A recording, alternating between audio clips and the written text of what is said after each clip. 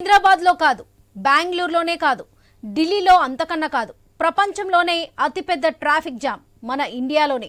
అది ఆషామాషి కాదు, ఏకంగా 300 కిలోమీటర్ల ట్రాఫిక్. ఎక్కడి వాహనాలు అక్కడే నిలిచిపోయాయి. ఎటు వెళ్లాలన్నా దారి లేదు, ప్రతి దారిలోనూ వాహనాలే. రోడ్డు పక్కన పార్కింగ్ చేసుకొని తీరిగ్గా వెళ్దామని అనుకున్న వాహనాలు పార్క్ చేయడానికి స్థలం కూడా లేదు. దీంతో రోడ్లపై గంటలు గంటలు వాహనాల్లోనే ప్రజలు నరకం చూస్తున్నారు. మహాకుంభమేళా జరుగుతున్న త్రివేణి సంగమానికి వెళ్లే అన్ని రహదారుల్లోనూ ట్రాఫిక్ బీభత్సవంగా ఉంది.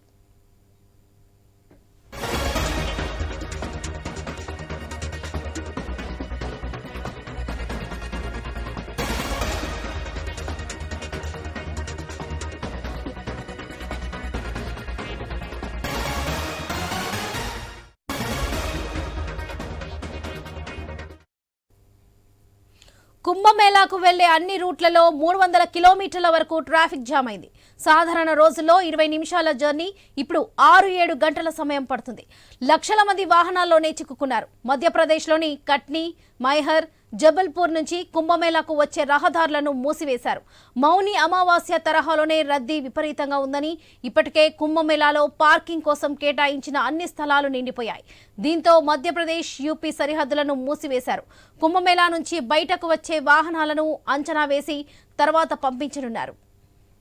కుంభమేళా ప్రాంతం చుట్టూ 30,000 వాహనాలకు పార్కింగ్ సదుపాయం కల్పించారు. కానీ ఇప్పుడు అవి కూడా నిండిపోయాయి. వాహనాలను సరిహద్దులోనే రోడ్లపై నిలిపివేయడం తప్ప మరో మార్గం లేకుండా పోయింది. ఓవరాల్ గా అహ్లాబాద్ కు వచ్చే అన్ని మార్గాల్లో ఏకంగా 300 కిలోమీటర్ల పరిధిలో ట్రాఫిక్ జమ్ అయింది.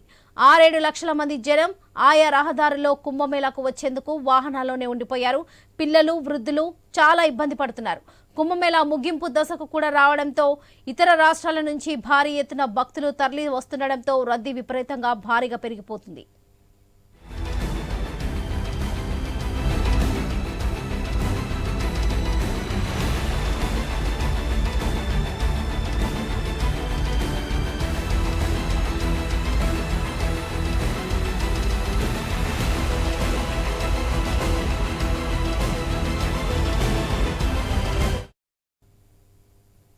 హైదరాబాద్ లో కాదు, బెంగళూరులోనే కాదు, ఢిల్లీలో అంతకన్నా కాదు, ప్రపంచంలోనే అతిపెద్ద ట్రాఫిక్ జామ్ మన ఇండియాలోనే. అది ఆషామాషి కాదు, ఏకంగా 300 కిలోమీటర్ల ట్రాఫిక్. ఎక్కడి వాహనాలు అక్కడే నిలిచిపోయాయి. ఎటు వెళ్లాలన్నా దారి లేదు, ప్రతి దారిలోనూ వాహనాలే. రోడ్డు పక్కన పార్కింగ్ చేసుకుని తీరిగ్గా వెళ్దామని అనుకున్న వాహనాలు పార్క్ చేయడానికి స్థలం కూడా లేదు. దీంతో రోడ్లపై గంటలు గంటలు వాహనాలనే ప్రజలు నరకం చూస్తున్నారు. మహాకుంభమేళా జరుగుతున్న త్రివేణి సంగమానికి వెళ్లే అన్ని రహదారుల్లోనూ ట్రాఫిక్ బీభత్సంగా ఉంది. ఇదే విషయానికి సంబంధించి మరిన్ని అప్డేట్స్ మా ప్రతినిధి స్వామి అందిస్తారు. స్వామి, ప్రస్తుతం అక్కడ అప్డేట్స్ ఏంటి?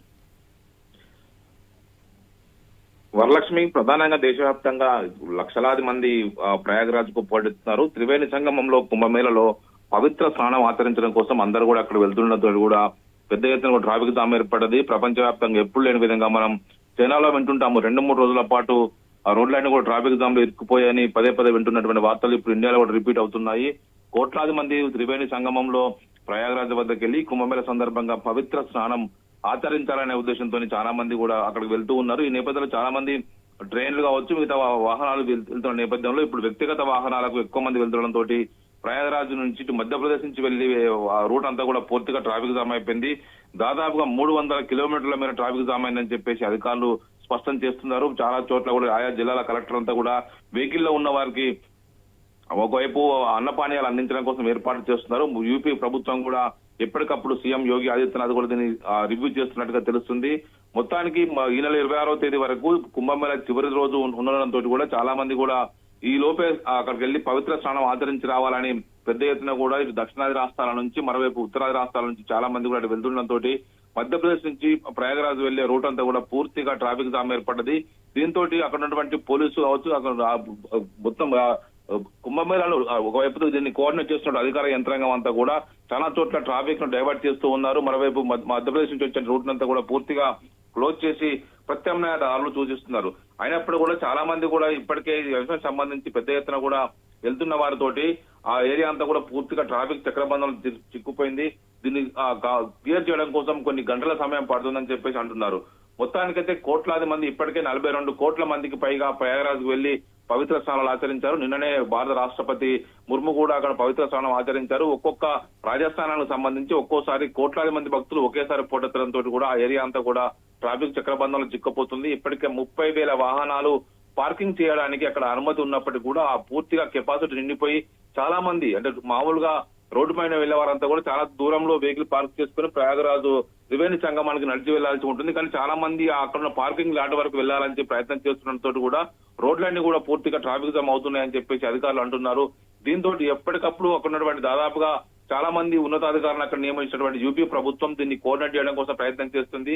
మరోవైపు చాలా స్పెషల్ ట్రైన్లను ఏర్పాటు చేసి వందలాది ట్రైన్లను కూడా వివిధ రాష్ట్రాల నుంచి వెళ్తూ ఉన్నాయి.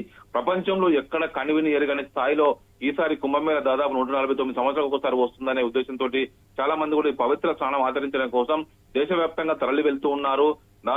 కోట్లాది మంది ఒకే చోట చేరే ప్రాంతం కావడంతో కూడా యూపీ ప్రభుత్వం 7,000 కోట్లకు పైగా ఖర్చు చేసి ఏర్పాట్లు చేసింది. దీనికి సంబంధించి కొత్త ఎక్స్ప్రెస్ వేలు వేసినప్పటికీ కూడా ఈ పోటెత్తుతున్నటువంటి ట్రాఫిక్ తోటి రోడ్లన్నీ కూడా 100 కిలోమీటర్ల మేర ట్రాఫిక్ జామ్ ఏర్పడి ఎప్పుడు కనివిని ఎరుగని ట్రాఫిక్ జామ్ తోటి మొత్తం ఇప్పుడు ప్రయాగరాజ్ మార్గాలన్నీ కూడా మూసుకుపోయాయి వరలక్ష్మి.